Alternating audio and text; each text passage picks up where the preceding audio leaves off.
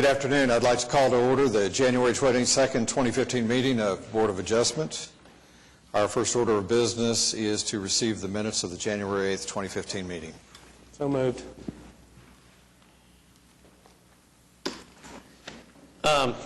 Quick question. Does anybody recall, I'm trying to find it right now, but there was a case that we heard, I don't remember the case number, Kathy, but there was a case that we heard last time that we approved with some conditional requirements on some gravel yard.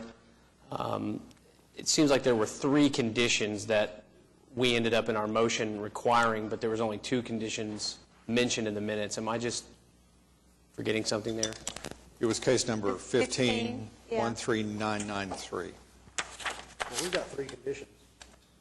We've got the continued use of auto rentals, the surface being pressure run, and watering. It was the auto rentals thing. That's what it was. Okay. Does that address your concerns? Okay.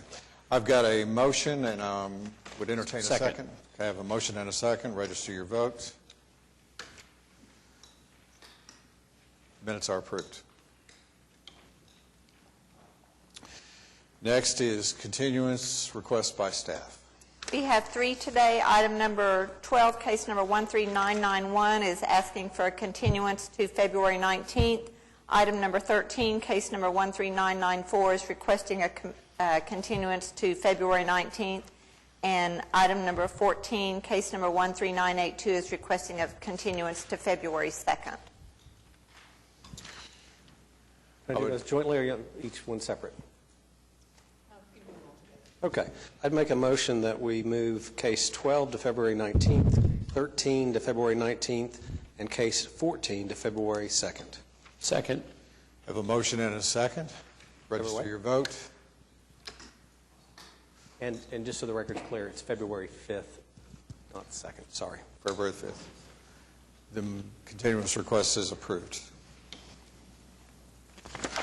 Do we have any continuous requests or withdrawals from the public? Hearing none, would you call the first case? Item number 1, case number 14001, request for use variance of Stevens & Johnson Operating Company for permit to drill an oil gas well located at 8521 South Sunny Lane Road. Mr. Walker? While Mr. Walker is approaching, we've had a request from the applicant, and out of consideration for those that are here to speak on this case, a request to consider cases number 1 and number 3 together. Any objections from board members? Mr. Walker. Thank you. Pardon me. Before we start, this requires a motion to consider cases 1 and 3 together. So moved. Second. Motion and a second. Register your votes. Thank you. You may proceed. My name is Russ Walker. I represent Stevens & Johnson Operating Company. We are familiar with the homeowners in Bradford Place. 2 of them are here today. I'm not sure whether they're here to actually voice a protest or just to express some concerns. It might be easier if they talked first, and then I would know how to address the protests or concerns. That's fine. We'll excuse you then, and I would call Tiffany Stevens. If you would, just give us your name and address for the record. Yes. My name is Tiffany Stevens. My address is 3815 Southeast 86th Place, Oklahoma City, Oklahoma 73135. I represent the Bradford Place Estates Homeowners Association. I'm the current president, and we would like to just make an appearance. We don't want to protest, but we did want to just voice some concerns. We are still neighbors to Stevens & Johnson, and I did have several homeowners suggesting that we might want to protest, and I told them I would voice their concerns, and if that they wanted to go through with the protest, they could show up, but I didn't have anybody that wanted to follow through with that. Their concerns are basically noise and then the smell. There has been a hydrocarbon smell that we've had in our neighborhood. More than one homeowner has complained about that, and I'm not sure that Stevens & Johnson even knows about it. I have not informed them, so I don't know that any other homeowners have. So my husband said it was fairly strong behind our house, which is right by the well pad, and that they might want to check that out and see if there is a leak or something of that nature. But basically, that was it. Any efforts that Stevens and Johnson could do to reduce the noise while they are drilling would be greatly appreciated. So that is all I have. Are there any questions or any comments from board members for Ms. Stevens? Thank you. Thank you. And board members, we do have a letter from Ms. Stevens and the Homeowners Association. Russ, before we invite you back up, we also have Chris Glover that has requested to speak.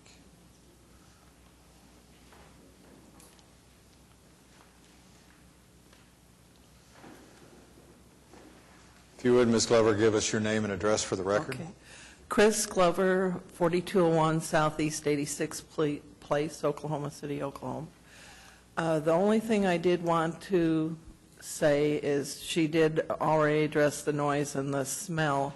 However, there was a time when there was something wrong and oil blew into the houses and the cars on that end. It didn't get my house because I'm on the other end, but we're all in this together, all 20 of us. So I need to speak up for the other ones too and bring that into play. Yes, they did put a berm with some trees and stuff, but that still is not abating the noise. And of course, it definitely doesn't abate the smell when there's an inversion. So, Thank you for your Thank comments. you. We'll give Mr. Walker a chance to respond to those.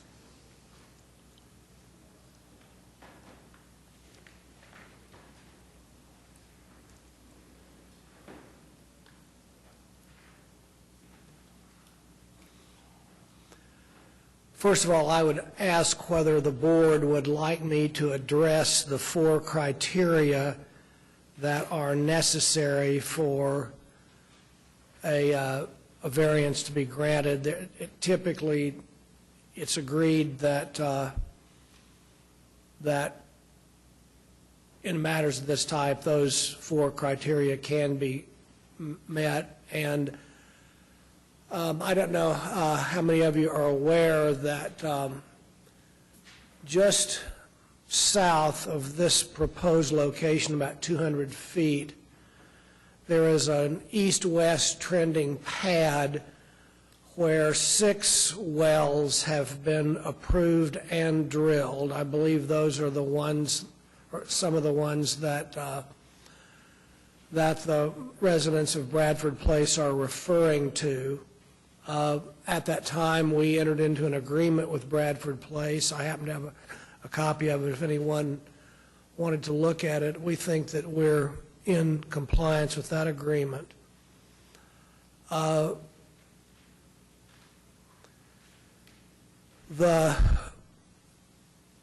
is noise during the drilling phase, which lasts a little over a week. We do everything that we can to abate that noise, but unfortunately, it is just a part of that particular drilling. We have between us now an extra several hundred feet of open land. We also built on the south side of our pad, our 6-well east-west trending pad, we built a berm, and we've put trees and shrubs on the top of it in an attempt to mitigate any noise that would reach Bradford Place in that way. It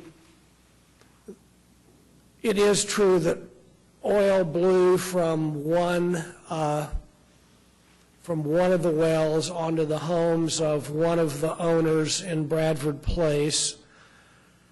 Stevens and Johnson was swabbing that well, which means, you know, that a swab is a little gizmo that you lower into the hole and has sort of a little plate on it, and you pull it up, and it's lifting the liquids out of the hole in an attempt to cause them to flow out a little bit better or to come to the surface so you can analyze them.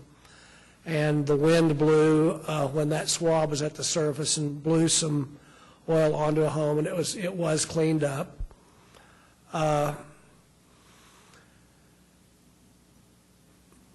Again, we've had meetings with the people at Bradford Place. We've been to homeowners meetings. We have an agreement with them about how things will be handled, and we've done our very best to comply with that agreement. Are there any of the concerns that were expressed that would constitute a violation of the agreement between you? I'm not sure that any concern expressed represents a violation of the agreement. We believe that we've been in compliance with the agreement, and we want to do our best to try to make our activities out there as painless as possible for the people in Bradford Place. We did provide some money for them to make some upgrades and things like that. I will say this also, once the wells go on pumping units, there is virtually no noise at all. We actually made a trip out there with one or more of the Bradford Place people, and you can stand right next to the well and talk in an ordinary voice and be heard perfectly well. So the only noise that really occurs is during that drilling phase, which will last a little over a week. That was my question. So it lasts a little over a week. They also, from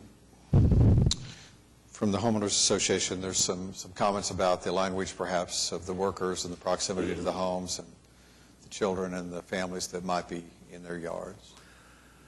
I didn't specifically ask the client about that one, but let me just ask him what he knows anything about that.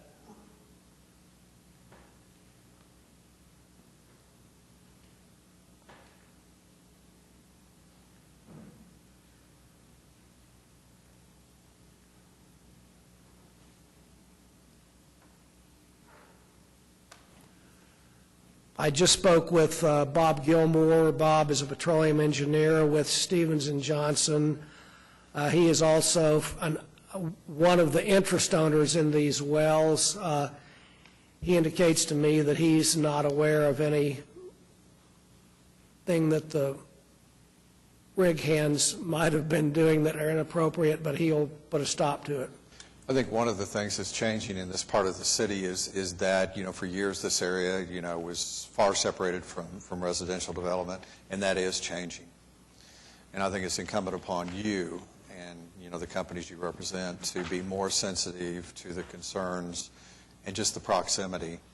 And, in the oil field, these guys are workers, and I understand that, and I'm sure the neighborhood residents do too, but ask them, particularly as, the proximity to neighborhoods becomes closer, to be considerate and be more thoughtful, and to perhaps, use some and exercise some restraint in terms of their conduct and that they might not, otherwise have to do when they're at a remote location. Mr. Gilmore has indicated to me that he will take care of this. Any other questions from the board? Well, the question I had then was about the smell. Ms. Stevens indicated she wasn't sure that you all were aware of it, or related to the first time you swabbing heard job? about this, or? I've been authorized to say by Mr. Gilmore that they'll investigate what that might be. Natural gas, methane, is a colorless, odorless substance. If you've ever smelled it in your house, the gas company puts in it something called a mercaptan stenching material so that if you do have a gas leak, you can smell it. Now, when natural gas at a wellhead might accidentally escape, and frankly, nobody wants any of that to escape for a lot of different reasons these days, but when it does escape, it might take with it some liquids that are entrained in the gas stream, which might have an odor. And again, Mr. Gilmore is not aware of why that would be occurring, but he is going to investigate it and try to mitigate it to the fullest extent possible. When the neighborhood or their residents have concerns about the drilling, are you their contact, or do they have another contact within the company that they express those concerns to? Well, they can contact me, or they could contact Mr. Gilmore. All right. Any other questions for Mr. Walker? I would like to invite Ms. Stevens back if we're through with Mr. Walker at this point.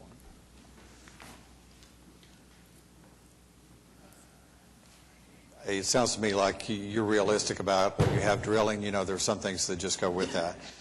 Yes. During the 1 week when they drill, you know that it's going to be a little bit noisier. After that 1 week or so period passes, noise should not be the issue. Yes. Or Ms. I would like to say occasionally it does take longer than a week and a half. We've had some, 2, 3, maybe even 4 weeks. I don't know if they had some drilling problems.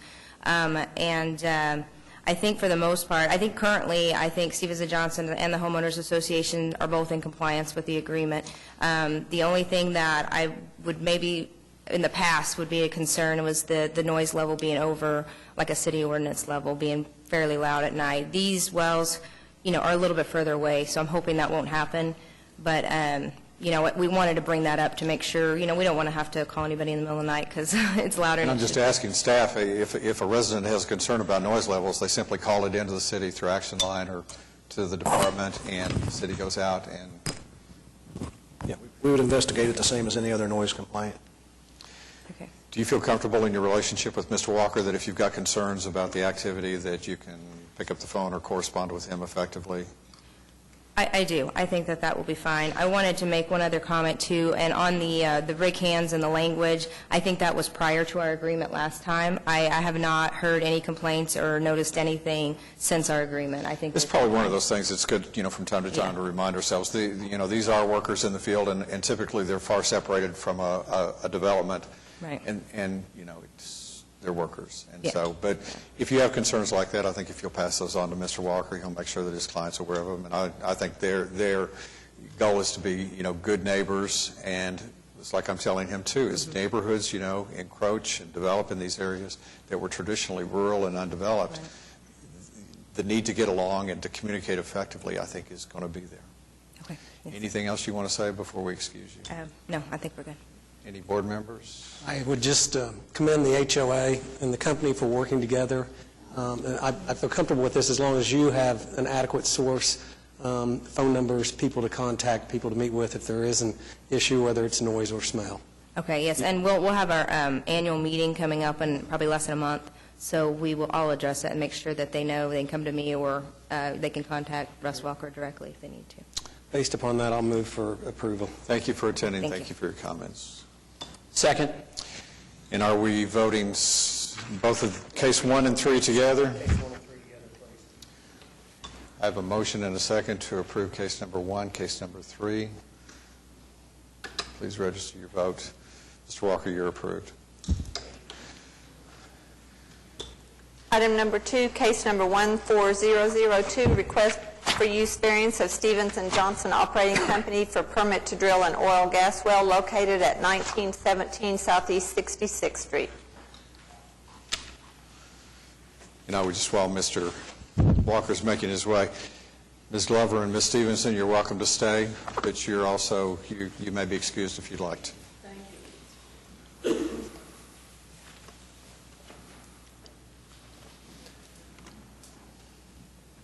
This is a location in a completely different area of the city. It's in an area that is mostly light industrial or undeveloped. There should be no problems of any kind with any of the surrounding owners. I have actually been to this site myself relatively recently. A well was drilled there by Stevens & Johnson. This is going to be a nearby well, and I've been there myself and can confirm that there should be very little concern from any of the surrounding owners.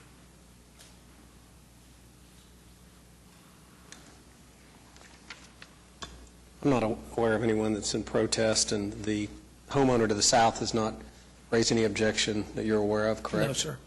I'd make a motion to approve.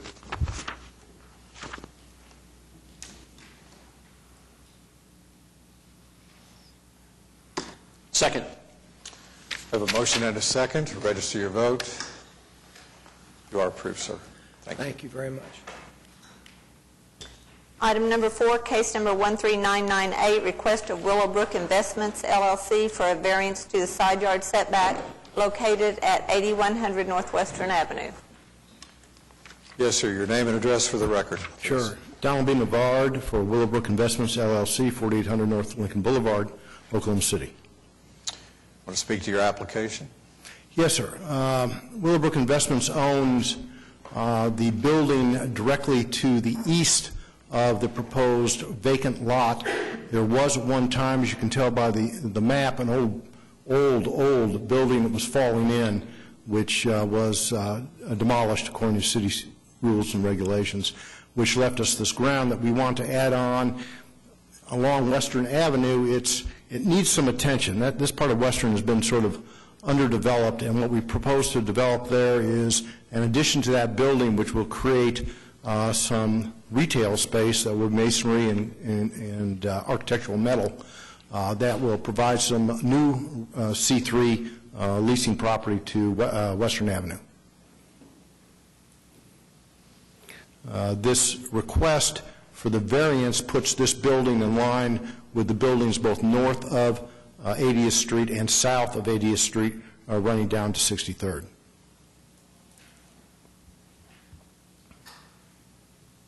By in line, you mean in terms of setback? Yes, ma'am.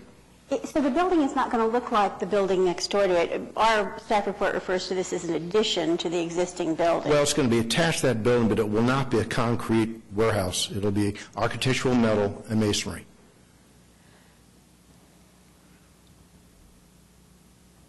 And it'll be a retail space. It's already zoned C3. Okay. I was by to look at this again this morning. This area is difficult. It's sort of in decline. It's in transition. There's a set of railroad tracks that runs in very close proximity to the east. There are not a lot of uses that it would be really suited to. And I think that given sort of the peculiarity of the layout there and the use that's proposed for it, I do think would be appropriate for the area. Is anyone signed up to speak on this matter? I'll move approval. Second. We have a motion and a second. Register your vote. You are approved. Thank you. Item number 5, case number 13999, request of WGH Property LLC for a variance to the maximum height requirement and the side yard setback located at 1415 Northwest 43rd Street. If you would, give us your name and address for the record, please. Ty Stevenson, 4500 North Classen Boulevard, Suite 201, Oklahoma City, Oklahoma 73118. I am one of the owners and partners of WH Property LLC. Our intentions for the variance is, I think, a little brief description of the history of the property is necessary for why we're requesting a variance.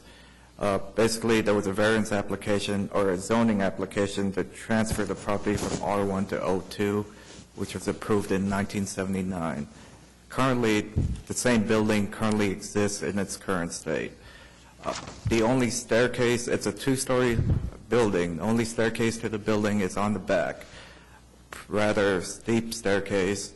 And what we're trying to do is build a staircase to the front so clients and customers will be allowed to use the front as an entrance into the building and have front access to the upstairs. One thing I noted in the staff report is comments from other departments that if the building is ever demolished, all Yes. building limit lines, building setback lines, Yes, sir. public utility easements would have to be observed. We understand, sir. This property is it vacant? It's certainly underutilized and has been standing fairly vacant for a long time.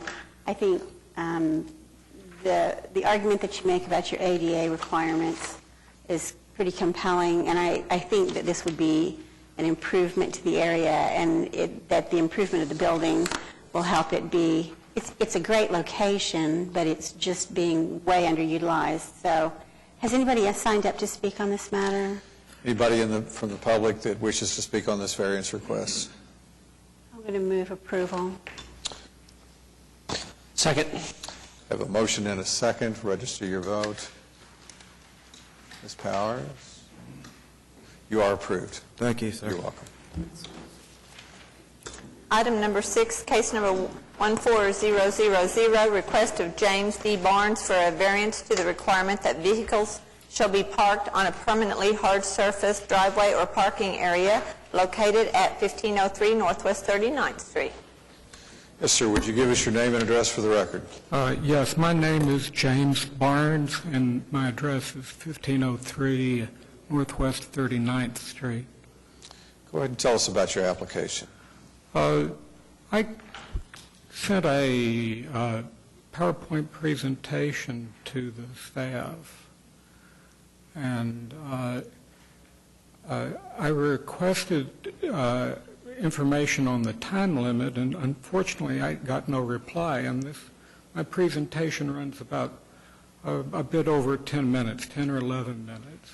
I can either go ahead with it with you're okay, or I can come back with a new presentation. I would request that other board members, are you tolerant of a 10-minute presentation as part of this application request, or would you like to continue him and make, or would you ask him to speak to his application without the PowerPoint? I would like to hear just what he has to say about it. And not view the PowerPoint? The PowerPoint will be a part of the record, correct? It's been submitted to us. When was the PowerPoint submitted? I don't believe it was part of the agenda packet. If we don't see it, I mean, even if it's submitted and we don't see it, it's not part of our consideration then. I'm fine with that. You're fine with Janice's recommendation that we just hear without the PowerPoint. the board members request to hear make your case without the PowerPoint presentation, sir.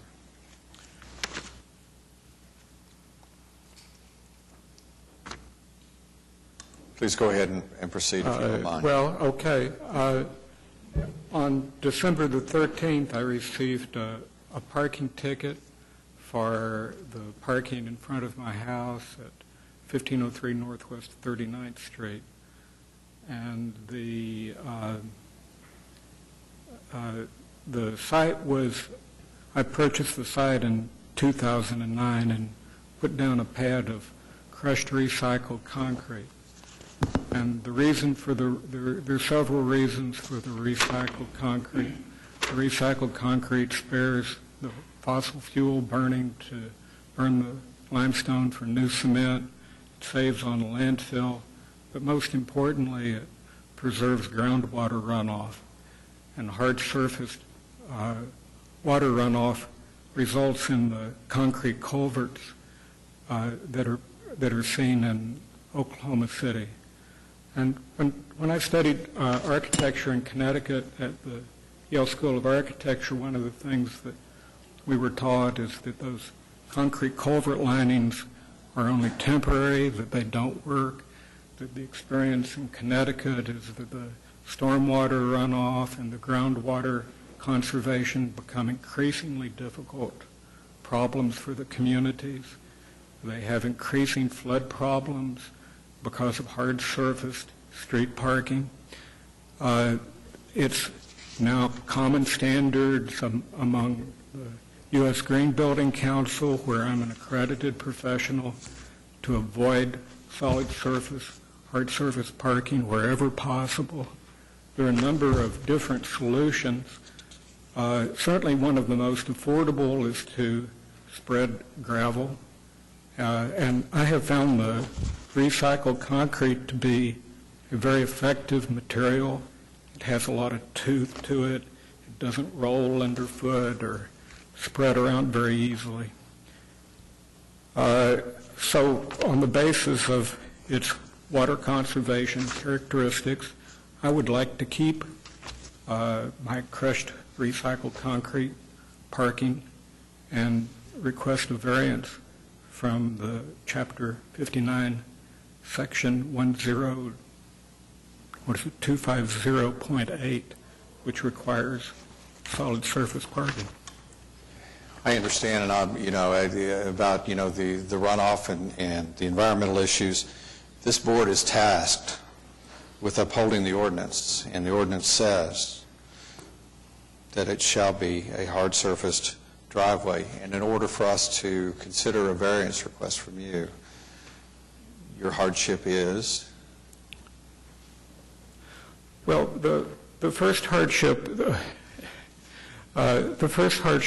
that the Section 8 allows for so-called gravel paving if and only if the parking is perpendicular to the street alignment. And on Northwest 39th, that requires that certainly for single cars or for multiple cars, that they back into the heavy traffic on Northwest 39th. And that's peculiar. That heavy traffic is peculiar to the site. And I'm going to concur that, since those homes were built, it's 4-lane instead of 2-lane, and trying to back safely into traffic could constitute a hazard. We have protest letters in our packet from Mr. Lingo and a letter of support from Mr. Cooper. Are either one of those gentlemen here? Or is there anybody else here to speak to this application today? There is. Do I see a hand in the back? No. Okay. Mr. Chairman, I cannot support this application, although I am sympathetic to the arguments that the applicant makes. I think there are great reasons for him to get involved and attempt to change the standards that the City of Oklahoma City has, but I don't see how their application to his property is any different than the application to any other property along 39th Street. The amount of traffic that the street carries hasn't really changed very much since 2009 when he purchased the property, so I don't think he will have been taken by surprise by any of that. And there's not a problem with what he wants to do. Other people in the area have done that too, but they do it on hard surface as is required by the ordinance, and I think to make an exception here would be a mistake. So I'm going to move for denial of the application.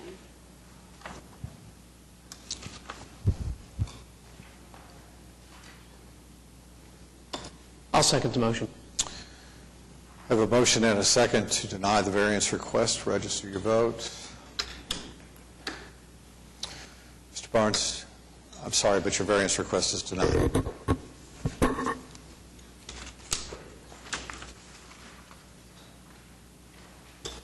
Item number 7, case number 14004, request of Hines for a variance to the building setback and minimum height requirement of the downtown business district located at 499 West Sheridan Avenue. Give Mr. Box a chance to...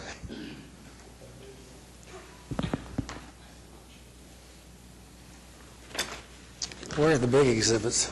When he's done, if you would just your name and address for the record, sir. Mr. Chairman, members of the committee, I'm Paul Lefevre, 522 Colcord Drive. I'm here to represent the applicant. With me today are Clay Kemker, Vice President of Administration, Shannon Fetz, Director of Real Estate, and Carla Sharp, Senior Attorney, all with Devon Energy Corporation. Devon Energy is the proposed tenant for the building to be constructed on the site under discussion today. We're going to be asking you for 2 variances. One has to do with a building setback, and the second one has to do with a minimum height requirement.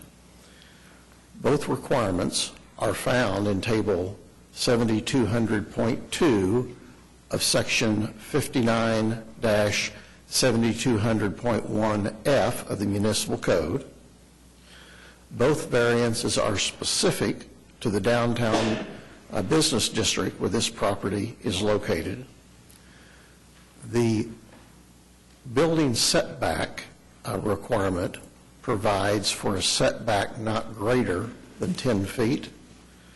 The minimum height requirement provides that any structure shall be not less than 3 stories or 50 feet. I think if we'll look at the handout for just a moment, it will become clear why these requests make sense. If we look at the first page, this is a site plan of the building, the tower, to be constructed, and the associated parking garages. I think the key thing to observe here is its unique location in downtown Oklahoma City. It's adjacent to the Myriad Gardens, directly across from the Devon Energy Center, and will be directly north of the to-be-constructed OG&E headquarters. On the next page, you see a 3D rendering of the location here. And I think you can see better the first variance request, which has to do with the 10-foot setback. You'll notice that the proposed building is slanted about 15 degrees relative to Hudson Avenue.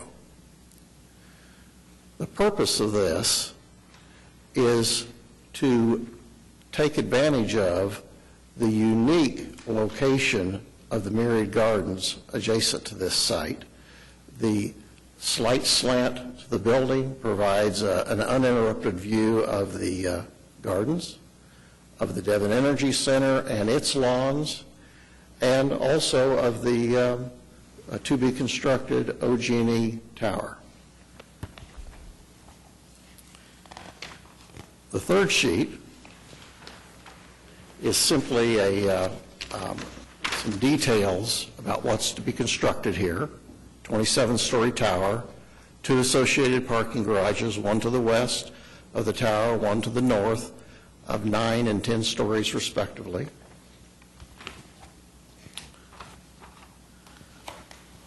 The fourth sheet is a floor plate of the site, and here we're identifying, I think, the locations of the variances that we're looking for.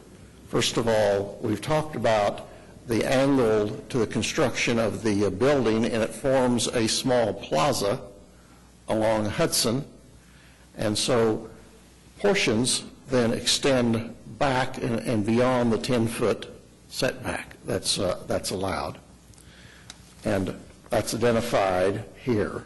Now, in regards to the minimum height requirements, there are 3 locations identified here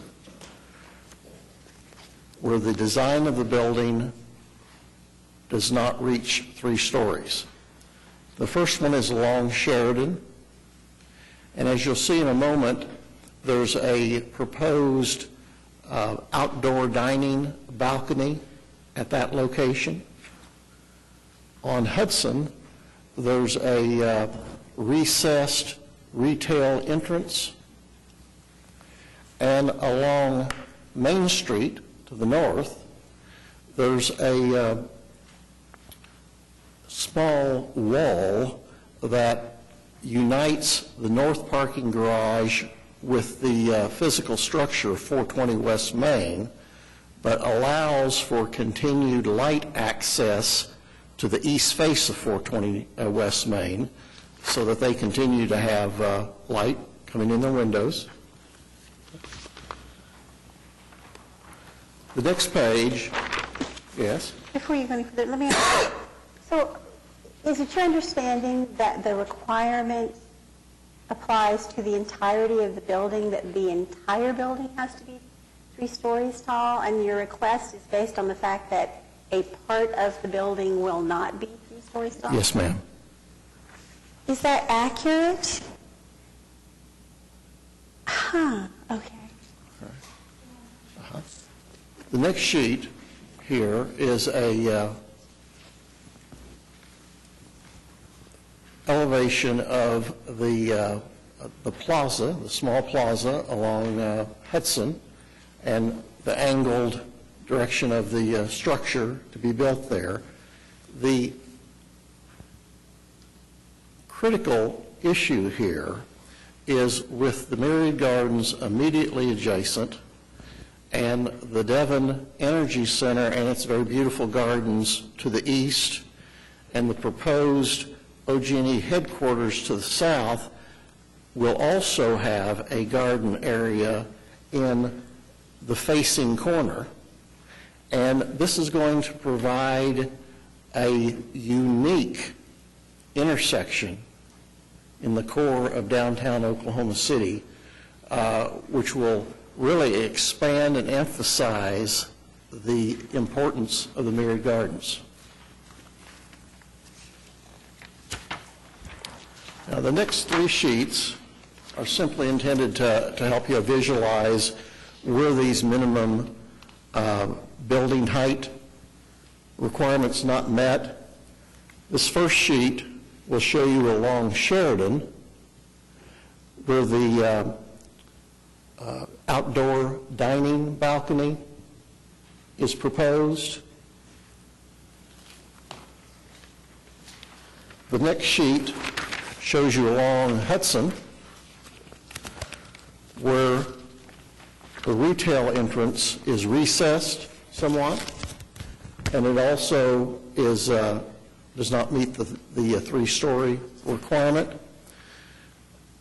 From listening to the architect on the project, I think what he's trying to do here is those amenities to the building that are to draw in pedestrians in the public, he's trying to make them a little bit more human, accessible in scale, so that the entirety of a 27-story tower isn't felt at the street level.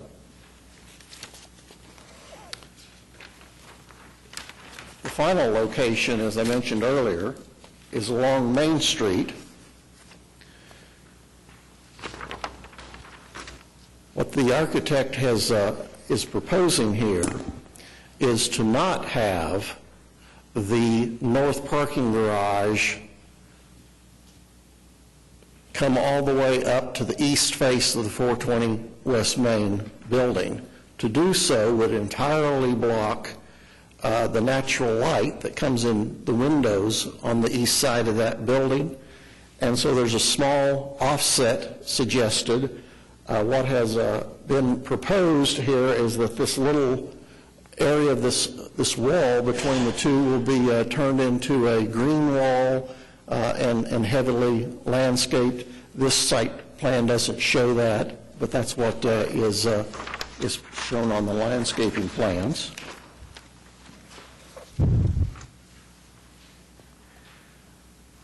Now, your staff report today indicates that there are favorable considerations in support of this application and does not identify any unfavorable considerations. We are here today following a unanimous vote at the Downtown Design Review Committee on January 15th, where they recommended approval of these variances to this body. The staff report for the Downtown Design Review Committee was also favorable with respect to these variance requests. It may be worth knowing, too, that in preparation or for the Downtown Design Review Committee meeting on the 15th, that we were pleased to submit over 2,600 support letters from members of the Chamber of Commerce, other business people, and employees who are in support of the construction of this tower and the associated garages. And we feel like that there's some considerable merit to this request. Be happy to answer any questions that you may have.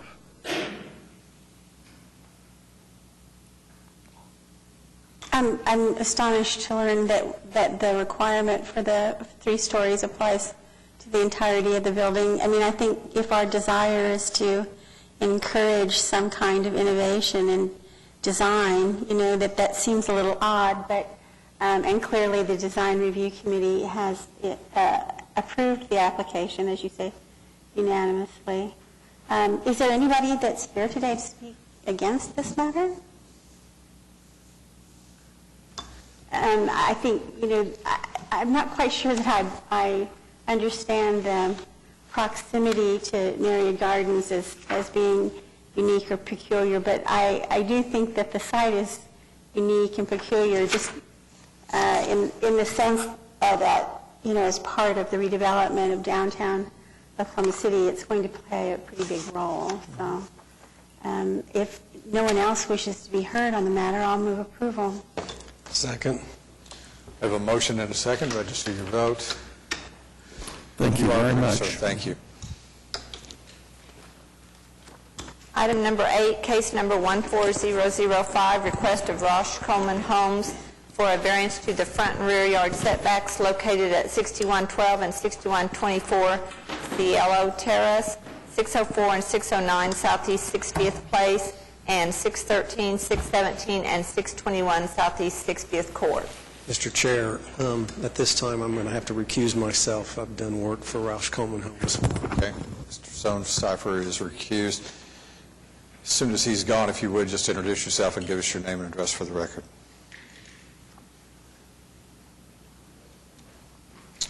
And I would point out before you start, too, that it takes 3 votes in favor of your variance request, and you are down to 3 members. Okay. And it would be Janice or Scott that would initiate a motion to either approve your variance request or deny your variance request.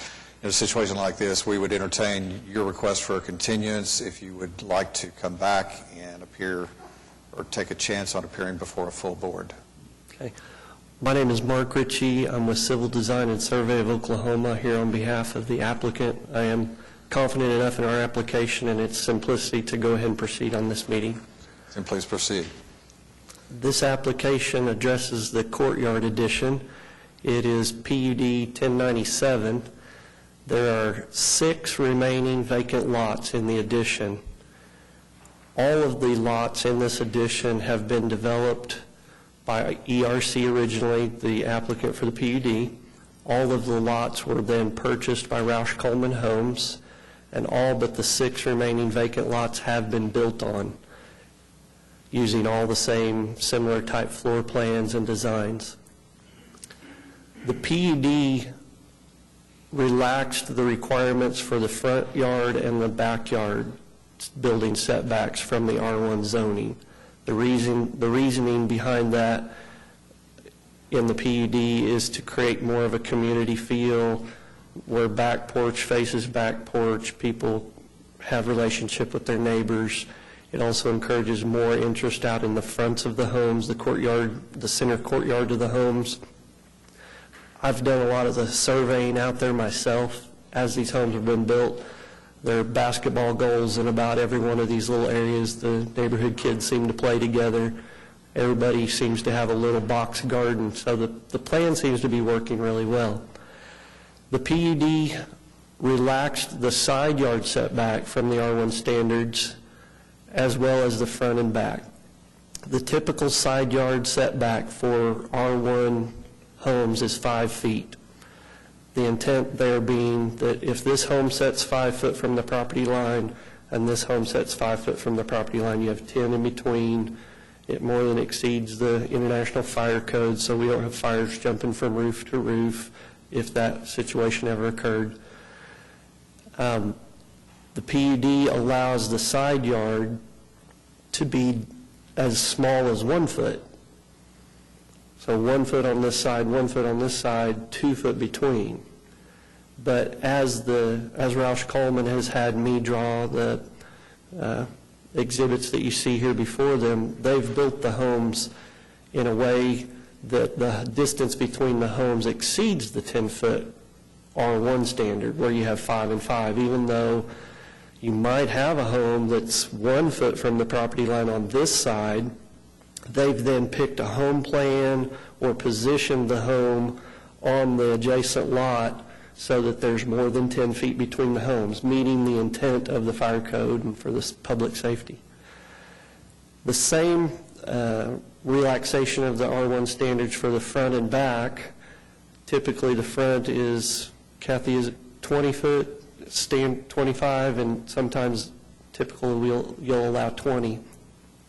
And in the back, we don't have a building limit line other than the utility easements that are required. So a home could be built really close to the back of the yard. In this PUD, it was written such that the front yard would be 10 feet and the rear yard would be 10 feet. Again, trying to maximize the developability, create kind of a cozy cottage kind of development, and that has worked real well. The 6 remaining lots cannot meet those requirements of the PUD with the existing home plans the home builder uses. They have 16 home plans that they vary, or they let their home buyers select, and then they help them position them on a lot. So if we apply those 16 home plans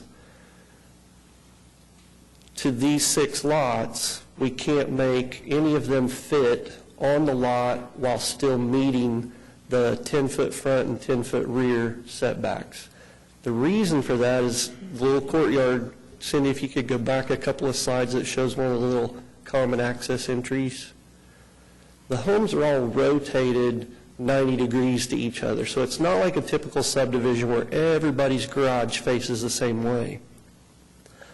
They're made out of little 4-plexes or 6-plexes where each of the homes is rotated. So you never have a situation where a side is next to a side. It's always a front of a home is next to a side.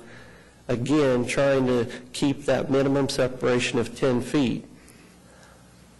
The 6 lots that are remaining will not, if you allow us to build them the way we've proposed them on the exhibits, they won't meet the 10-foot front and rear setbacks.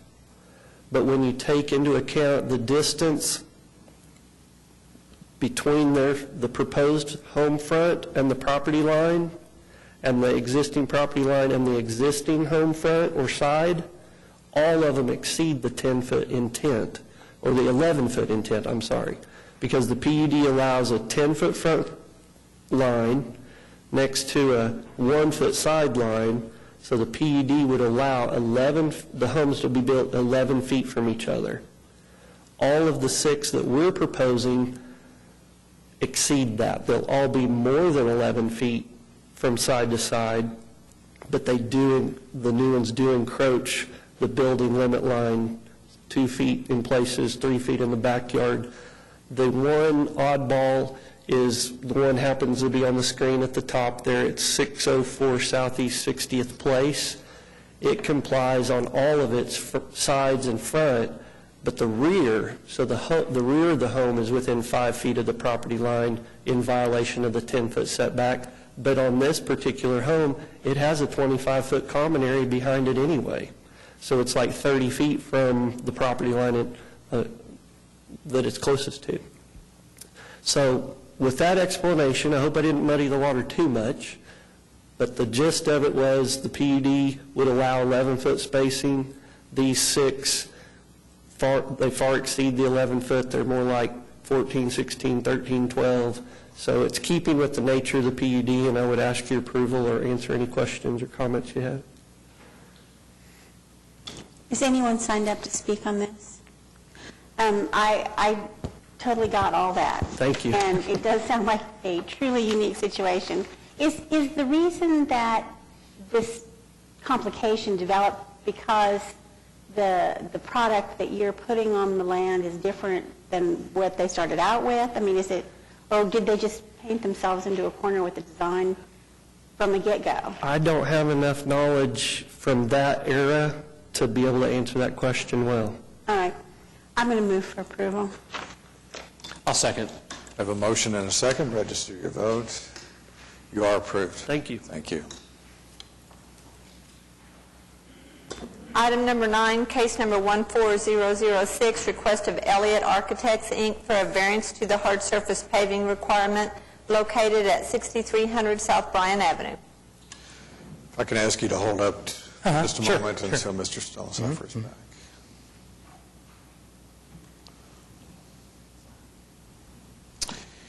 When he gets situated, if you would, just give us your name and address for the record, and then tell us about your application. Yes, it's Tim Grob with Elliott Architects, 900 Northwest 6th Street, 73106.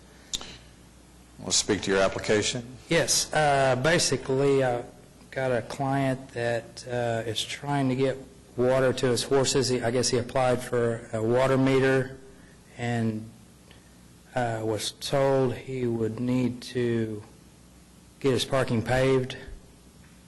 That is on the site. The site is about 70% for the horses and 30% for vehicle parking on gravel, existing gravel.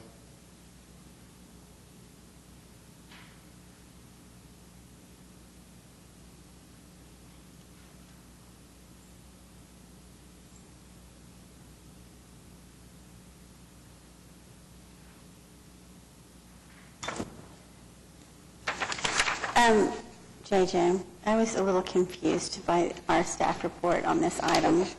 And actually, I had intended to say something about this earlier, although it was urban, residential, different situation. But do we not allow for what's considered hard surface paving that is nonetheless permeable? Don't we have those odd-shaped kind of grid things that you can set into the ground and park on and still allow grass to grow through, like they use over by the Health Sciences Center near the well sites and so forth?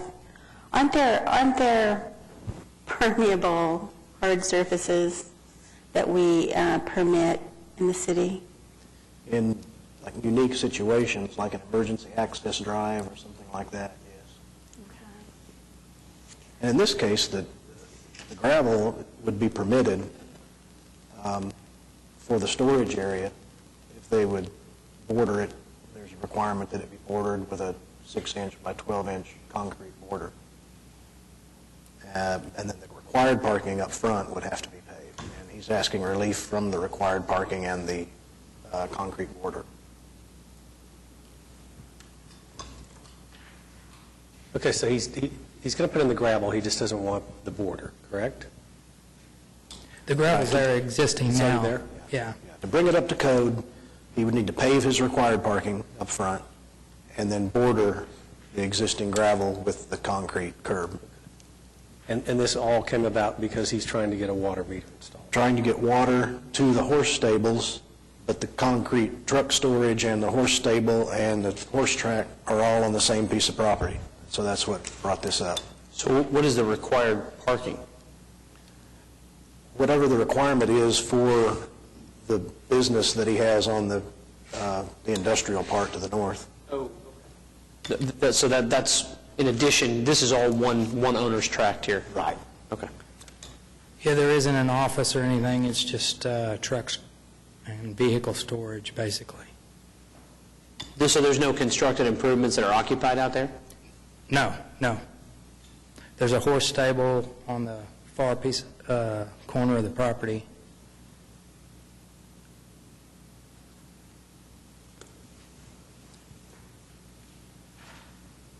So there's no occupied space, there's no employees. The only reason this came about was because you Trying to need get water for horses, get a meter. And there's no one here in protest. Have any of your neighbors protested this? No, no. Basically, the neighbors have the same situation. They gravel there. I mean, it's I-2, and not far from there is the landfill. And how long has the property been used as it currently exists? I think he bought it maybe 5 years ago.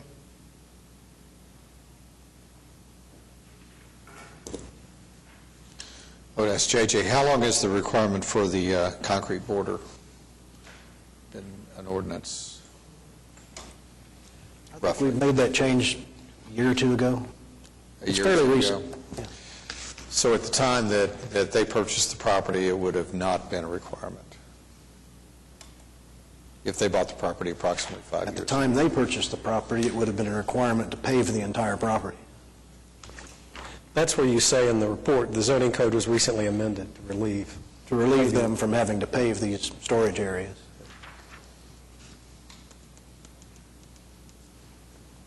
JJ, can you comment again, just so I'm clear, what the required parking would be for this use? What would he be required to build? For every use, there is a parking requirement in the code. And for just open-air storage, it's not going to be very much. I mean, I could look it up real quick and tell you exactly how many spaces he would need. But those would have to be paved, and the remainder could be gravel if it were bordered. But if there are no structures, I mean, where would you place them on the property?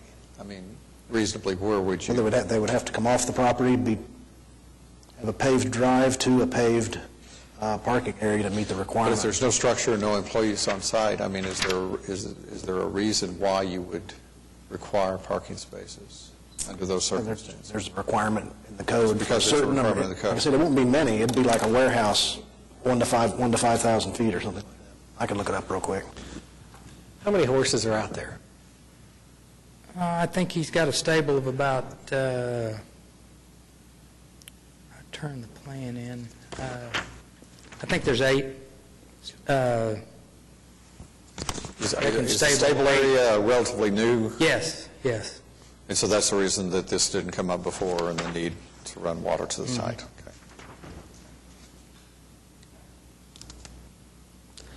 Okay. I'm going to make a motion to approve the variance based upon the unique nature of this property in several respects that have been discussed and made a part of the record.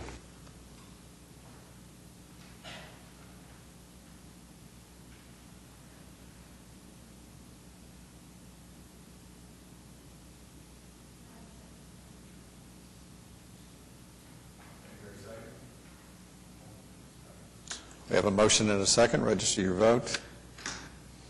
You are approved. Thank you, sir. Item number 10, case number 14007, request of Richard Brown for a variance to the 5-acre minimum lot size and access to an approved street located at 5700 North Coltrane Road. I'd invite the applicant to come up and give us your name and address for the record, please. My name is Richard Brown. Address is 5700 North Coltrane Road, Oklahoma City, Oklahoma. Tell us what you want to do. We are proposing to do an addition onto the residence of a 3-car garage with a living space on the second floor above the garage. From my understanding, the variance in the area requires the building of a home, requires 5 acres. The house has been in existence since 1984. When we had checked, could not find any variances on record for the construction of the house since origination. We purchased the property just over a year ago, and we're not aware of the requirements. We don't believe we'll be taxing the property anymore by doing the addition, and we will not be encroaching any property lines or utility easements. JJ, what would be the status of this property currently? Is it just a non-conforming use? And so that's why they've got to have a variance if they want to add on to it? Is that it? If they want to add on or if they want to get financing. I was going to say, as a non-conforming use, I mean, could it be sold as is? I guess for cash, as long as you don't have to finance it? If you don't have to finance it, then it probably wouldn't come up. This seems to me to be a relatively unique situation in various ways, but also it is clearly not a problem that is going to compound over the years, so I'm going to move for approval. Pardon me, before, you're not aware, but we do have somebody else that wishes to speak in opposition to this variance request. Let's hear them before the board acts. Mr. Mason?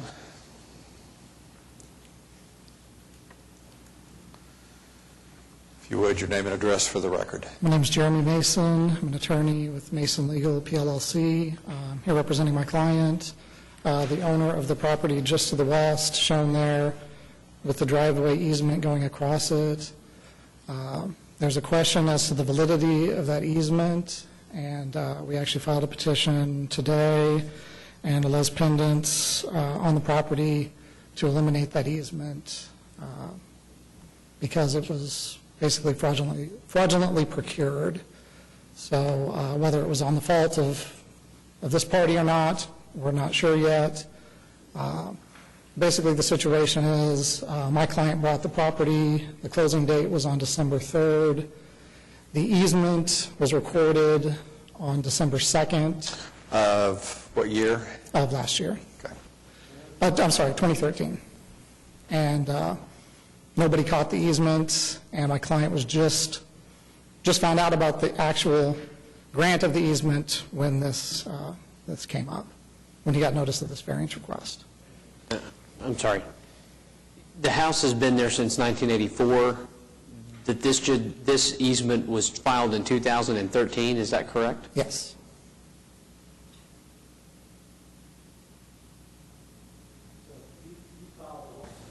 Yes. You discussed this with Mr. Brown? No, I have not. The petition that you filed, has he received a copy of it yet? Not yet, no, sir. And has there been, are there plans to sit down and try to resolve with him informally? Is that your intent? Yes. Okay. Mr. Brown, you want to come back up here for a second? I got a question.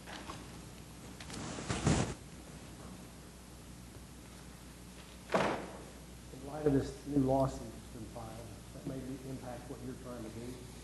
And so, from time to time in the past, we've granted people continuances to have an opportunity to sit down with the other side and talk to them and try to come up with a solution.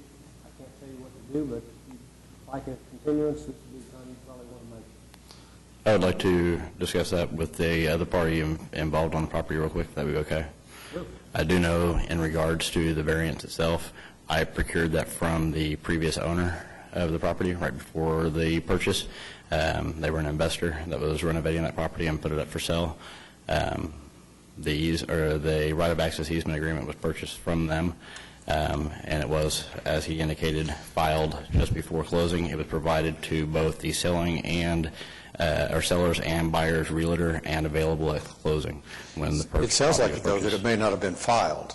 It was. Is that? It was filed previously, before December of 2013? Before the date of their closing, yes. And it was, like I said, available at closing with both realtors and the title company. I believe they closed on their property on the 3rd of December 2014. So 2013 or 2014? Or 2014, excuse me. 2013. So it was filed with the county before their closing and, like I said, made available. I had spoke to the current owner back before he even purchased the property. I did some of the renovations on that property and had spoke to him and know for a fact that he was aware of the easement agreement and had a copy of it.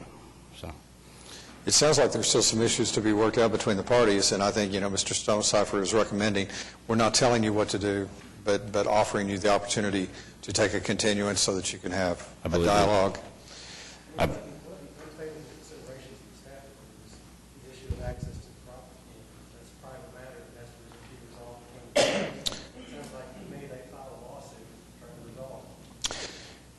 Our next meeting is February the 5th. The meeting after that, February the 19th. The meeting after that is March the 5th. I would believe so. If we can go for February the 5th. I'll make a motion to move this matter to February 5th. Second. I have a motion and a second. Register your vote. You are continued to February the 5th. Thank you. Thank you, sir. Our next order of business before we adjourn, I suppose we should. Item number 11, case number 13974, request of Benjamin Shulaw for a variance to allow a sign encroaching the street right-of-way located at 431 West Main Street. You thought I was going to jump right into the election of officers, and I intended to remind you that case number 11 was still to be heard. Do we have anybody present for case number 11? In that case, I would entertain a motion to continue them to February the 5th. I so move. A motion and a second. Register your vote. You're continued to February the 5th. Now, as I was saying, we are up for election of a vice chairman, and again, we are less than a full board, but I think Nick is well aware of the fact that we need to, and for several meetings we have not acted on this, so with the consent of the board, we shall proceed with the election of a vice chair who will serve until the June election of a new chair and vice chair. So if there are no objections, I would entertain, your thoughts or a motion. I think you clearly nominate the person who's not here. Yeah. So I move to elect Nick Harris as vice chair. May I point out that Nick is the immediately past chair, and well, Janice's name has come up from time to time as somebody who, she has not served as chair or vice chair. But Juna's coming, and so I'm not telling you what to do. If Nick is the, are we being unfair to Nick to nominate him? Do you support that, Janice? I do. So you have a motion and a second. Have a motion and a second to elect Nick Harris as vice chair until new elections in June. So, congratulations, Mr. Harris. Before we finish, I would entertain a motion to adjourn. Motion and a second. Register your vote. We are adjourned.